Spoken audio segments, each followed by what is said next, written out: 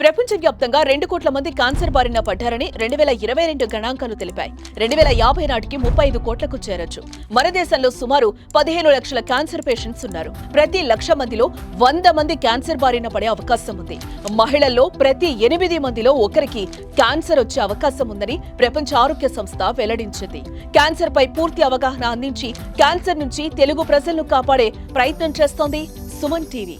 మీ మోకాల నొప్పులకు ఎటువంటి సర్జరీ లేకుండా ఎపియాన్ పెయిన్ కిల్లర్. చాలా మందికి టీ కాఫీ తాగినప్పుడు ఎసిడిక్ సిమ్టమ్స్, ఎసిడిటీ ఎక్కువయ్యే ఛాన్స్ ఉంటుంది. ఇది ఎందుకు వస్తుంది? ఇది సైంటిఫిక్గా చూస్తామా లేకపోతే అట్లా అపోహని చూసినట్టయితే సైంటిఫిక్గా దీనికి బేసిస్ ఉందండి. ఎందుకంటే కాఫీ కానీ టీ కానీ దీంట్లో తక్కువ మోతాదులో కొన్ని ఎసిడిక్ సబ్స్టెన్సెస్ ఉంటాయి. సో ఈ ఎసిడిక్ సబ్స్టెన్స్ మనం తక్కువ మోతాదు తీసుకున్నప్పుడు కడుపులో యాసిడ్ ఇట్ సెల్ఫ్ ఇరిటేటింగ్గా మారి ఎసిడిటీ సిమ్టమ్స్ జరుగుతుంది అన్నమాట. ఇవే కాకుండా కాఫీ అండ్ టీ తీసుకున్నప్పుడు ఏంటంటే రెండింటిలో కూడా కెఫెన్ కూడా ఉంటుంది. యాసిడ్ ఉంటుంది, కెఫెన్ కూడా ఉంటుంది. ఆ కెఫెన్ అనేది కూడా నార్మల్ మన యాసిడ్ హైడ్రోక్లోరిక్ యాసిడ్ ఏదైతే ఉంటుందో స్టమక్ లో దాన్ని స్టిమ్యులేట్ చేస్తుంది అనమాట. సో దానివల్ల కూడా ఎసిడిక్ సిమ్టమ్స్ ఎక్కువయ్యే ఛాన్స్ ఉంటుంది. సో టీ కాఫీ ఎక్కువగా మోతాదు తీసుకున్న వాళ్ళకి small amount of acid consume చేసినట్టు అవుతుంది, ప్లస్ మన కడుపులో ఉన్న నార్మల్ యాసిడ్ కూడా ఎక్కువగా ప్రొడ్యూస్ అవుతుంది అనమాట. ఈ 2 కారణాల వల్ల కొంతవరకు ఎసిడిటీ సిమ్టమ్స్ రావడం సహజం. అట్లా అని చెప్పి మనం మొత్తం మానాల్సిన అవసరం లేదండి. లిమిటెడ్గా టైమ్లీ ప్రకారం తీసుకున్నట్టయితే ఆ స్మాల్ అమౌంట్ ఆఫ్ యాసిడ్ ఏదైతే ఉందో లేదంటే స్మాల్ యాసిడ్ ప్రొడక్షన్ ఏదైతే ఉందో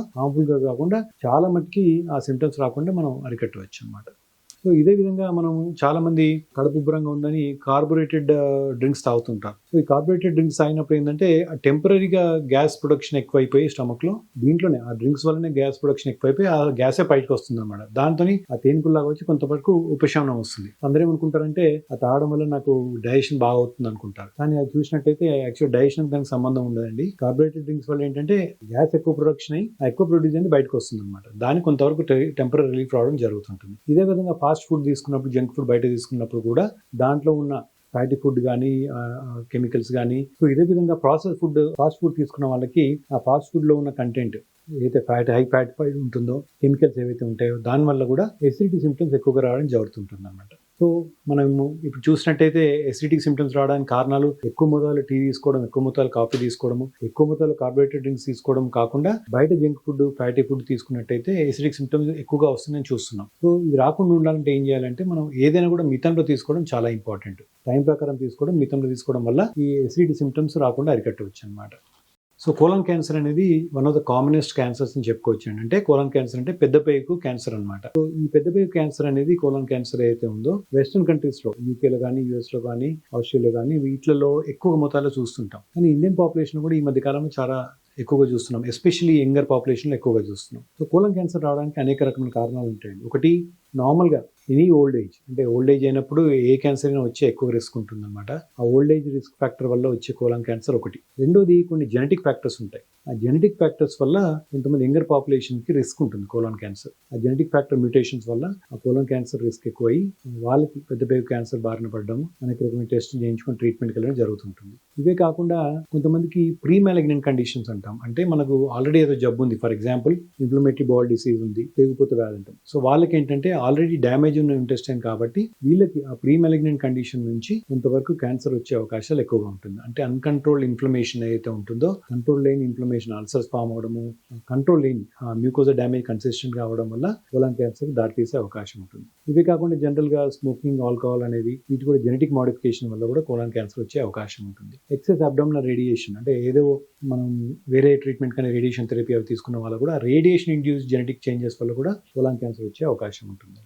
సో ఈ కోలన్ క్యాన్సర్ డయాగ్నోస్ చేయడం ఎట్లా అని చూసినట్టయితే, ఎవరికైతే ఎక్కువ unexplained change in the bowl pattern అంటాం, అంటే నార్మల్ మోషన్ ప్యాటర్న్ ఉన్న వాళ్ళకి సడన్ గా కాన్స్టిపేషన్ డెవలప్ అవ్వడం, సడన్ గా విరోచనాలు అవ్వడము, లేదంటే నార్మల్ విరోచనాలు ఎక్కువ ఉన్న వాళ్ళకి సడన్ గా కాన్స్టిపేషన్ అవ్వడం, అంటే చేంజ్ ఇన్ ద ప్యాటర్న్ ఏదైతే ఉంటుందో ఈ మధ్య కాలంలో ఆ ప్యాటర్న్ అబ్జర్వ్ చేసినట్టయితే వాళ్ళకి ఖచ్చితంగా కొలనోస్కోపీ చేయించుకొని కోలన్ క్యాన్సర్ ఉందా లేదా చూసుకోవాలండి. ఇవే కాకుండా ఎక్సెస్ వెయిట్ లాస్, విరోచనాలు కంట్రోల్ కాకుండా ఉండడము, బ్లీడింగ్ పిఆర్ అంటే మోషన్ లో బ్లడ్ ఎక్కువగా పోవడము, కడుపు నొప్పి రావడము, ఇవన్నీ కూడా కోలన్ క్యాన్సర్ సంకేతాలు కావచ్చు. సో ఈ సిమ్టమ్స్ ఎవరైనా కూడా మనం తక్షణమే దగ్గరలో ఉన్న గ్యాస్ట్రోంట్రాలజిస్ట్ దగ్గరికి వెళ్ళి కొలనోస్కోపీ చేయించుకోవడం వల్ల కోలాన్ క్యాన్సర్ అనేది మన ఎర్లీగా ఉన్న దశలో గుర్తించవచ్చు. చాలా మంది అడుగుతుంటారు పేషెంట్స్, క్యాన్సర్ వచ్చినాకనే గుర్తించవచ్చా, దీనికి క్యాన్సర్ రాకముందు కూడా గుర్తించవచ్చా అని. ఎందుకంటే ఇది చాలా ఇంపార్టెంట్ ప్రశ్న. కోలాన్ క్యాన్సర్ స్పెషాలిటీ ఏంటంటే అండి, ఇప్పుడు మన వెస్టర్న్ కంట్రీస్ లో చూసుకున్నట్టయితే స్క్రీనింగ్ కొలనోస్కోపీ అంటాం. అంటే 50 years దాటిన ప్రతి వాళ్ళకి కూడా సిమ్టమ్స్ ఏమీ లేకపోయినా కూడా ఏదో ఒక టైంలో కొలనోస్కోపీ చేసుకోవడం జరుగుతుంది. ఇది స్క్రీనింగ్ కొలనోస్కోపీ అంటాం. అంటే స్క్రీనింగ్ అంటే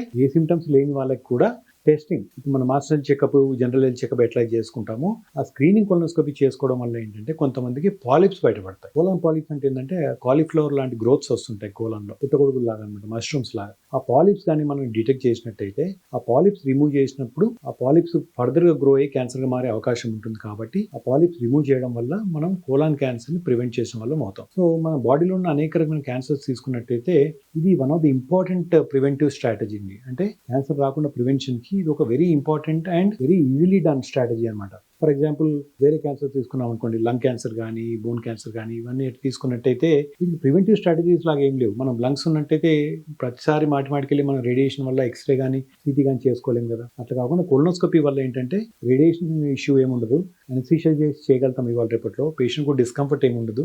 జాగ్రత్తలు తీసుకొని చేసినట్టయితే అనేక రకమైన కండిషన్స్ లో ఈ పాలిప్స్, కొలోనిక్ పాలిప్స్ అనేవి బయటపడి గుర్తించి మనం దాన్ని ఫర్దర్ క్యాన్సర్ రాకుండా అరికట్టవచ్చు అనమాట.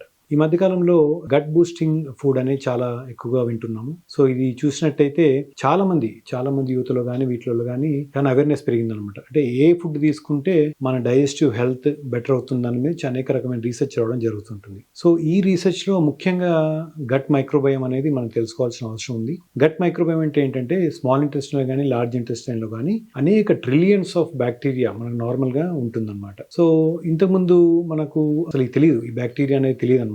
ఈ మైక్రోబయోమ్ అనేది that it self is a largest organ అని చెప్పుకోవచ్చు. అంటే ఇప్పుడు మనకు బ్రెయిన్ ఎట్లా ఉందో, హార్ట్ ఎట్లా ఉందో, గట్ మైక్రోబయోమ్ కూడా ఒక పెద్ద ఆర్గాన్ గా చెప్పుకోవచ్చు. సో మనం తినే ఫుడ్ వల్ల ఈ గట్ మైక్రోబయోమ్ ఎఫెక్ట్ అయినట్టయితే ఆ గట్ మైక్రోబయోమ్ వల్ల మనకు డైజెస్టివ్ హెల్త్ కానీ, ఇతర అవయవాల హెల్త్ కూడా, స్టార్టింగ్ ఫ్రమ్ మెంటల్ హెల్త్ కానీ, ఫిజికల్ హెల్త్ కానీ, ఇవన్నీ కూడా ఎఫెక్ట్ అయ్యే ఛాన్స్ ఉంటుంది. సో ఏ ఫుడ్ తీసుకుంటే మన గట్ హెల్త్ బెటర్ అవుతుందని చూసినట్టయితే ముఖ్యంగా దీన్ని ప్రీబయోటిక్స్ అండ్ ప్రోబయోటిక్స్ గా డివైడ్ చేసుకోవచ్చు. ప్రీబయోటిక్స్ అంటే ఏంటంటే మన మైక్రోబ్యాక్టీరియా అయితే ఉందో స్టమక్ లో కానీ, ఇంటెస్టైన్ లో కానీ, దీనికి ఒక రకమైన ఫుడ్ లాగా అనమాట. అంటే ఫర్ ఎగ్జాంపుల్ ఫైబర్ డైట్ తీసుకున్న వాళ్ళకి ఆ ఫైబర్ అనేది వెళ్ళి మైక్రోబ్యాక్టీరియా ఫుడ్ లాగా వ్యవహరించి హెల్తీ బ్యాక్టీరియాని కన్వర్ట్ చేస్తుంది. ఆ హెల్తీ బ్యాక్టీరియా కన్వర్ట్ చేయడం వల్ల అనేక రకమైన హెల్త్ఫుల్ కెమికల్ ప్రొడ్యూస్ అయ్యి అది మన ఇంటెస్టైన్ హెల్త్ కానీ, అదే general physical and mental health కి బ్యాలెన్స్ ఉండడానికి తోడ్పడుతుంది. ఇవే కాకుండా ప్రోబయోటిక్ అంటాం అనమాట. అంటే ఈ ప్రోబయోటిక్ అంటే ఆ probiotic it self is helpful bacteria. ఇంతకుముందు ఏమనుకున్నాం మనం, ప్రీబయోటిక్ అనేది బ్యాక్టీరియా ఫుడ్ అనుకున్నాం. ప్రోబయోటిక్ అంటే ఏంటంటే probiotic it self is helpful bacteria. ఆ హెల్ప్ఫుల్ బ్యాక్టీరియా కన్జ్యూమ్ చేయడం వల్ల ఇంటెస్టైన్ లైనింగ్ లో హెల్ప్ఫుల్ బ్యాక్టీరియా పెరిగి హార్మ్ఫుల్ బ్యాక్టీరియా తగ్గి దానివల్ల మన గట్ హెల్త్ పెరగడం జరుగుతుంటుంది అనమాట. సో ఈ ముఖ్యంగా ఈ కాన్సెప్ట్ మనకు న్యూ కాన్సెప్ట్ అని చెప్పుకోవచ్చు. ఈ మధ్య కాలంలో ఈ గట్ హెల్త్ ఇంప్రూవ్ కి ఈ కాన్సెప్ట్స్ బాగా పనిచేస్తున్నాయి. సో ఈ ప్రీబయోటిక్స్, ప్రోబయోటిక్స్ అనేటి అండి న్యాచురల్ చూసినట్టయితే natural prebiotic fibre supplements, any high fibre diet, అంటే వెజిటబుల్స్ విత్ హై ఫైబర్ ఉన్నాయి, చిక్కుళ్ళు కానివ్వండి, డ్రై ఫ్రూట్స్ కానివ్వండి, లేదంటే అనేక రకమైన ఫ్రూట్స్, ఆరెంజెస్ కానీ, బత్తాయిలు కానీ, any fruit will have high fibre content అనమాట. సో ఈ నాన్ వెజ్ తక్కువ తీసి, ప్రాసెస్ ఫుడ్, మీట్ తక్కువ తిని ఎక్కువగా వెజిటబుల్స్ అండ్ ఫ్రూట్స్ కన్జ్యూమ్ చేసే వాళ్ళకి ఈ ఫైబర్ డైట్ ఎక్కువగా వచ్చి అది ప్రీబయోటిక్ గా వ్యవహరించి బ్యాక్టీరియాకి హెల్ప్ఫుల్ గా తోడవుతుంది. ఇవే కాకుండా న్యాచురల్ ప్రోబయోటిక్ ఏదైతే ఉందో మనం ఫెర్మెంటెడ్ ఫుడ్ కానీ, న్యాచురల్ గా ఫెర్మెంటెడ్ ఫుడ్ కానీ, కర్డ్ కానీ, కెఫీర్ కానీ, ఇట్లాంటివన్నీ తీసుకున్నట్టయితే ఇవి న్యాచురల్ ప్రోబయోటిక్ గా వ్యవహరిస్తాయి.